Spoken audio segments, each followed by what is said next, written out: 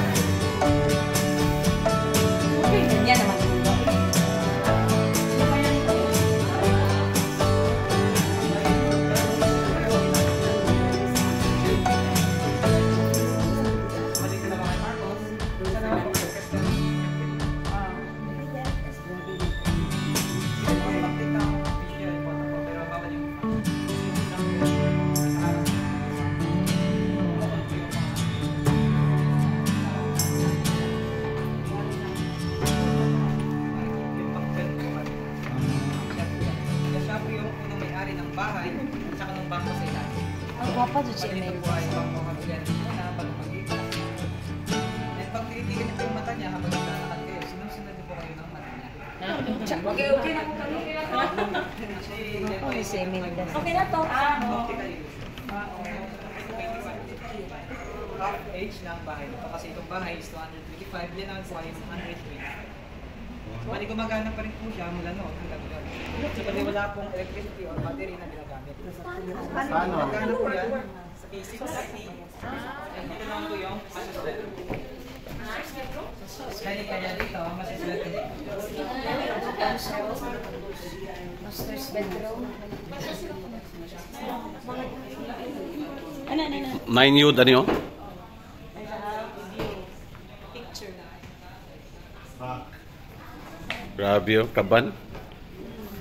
Ivory, ay kahoy ra day. Binakong ivory.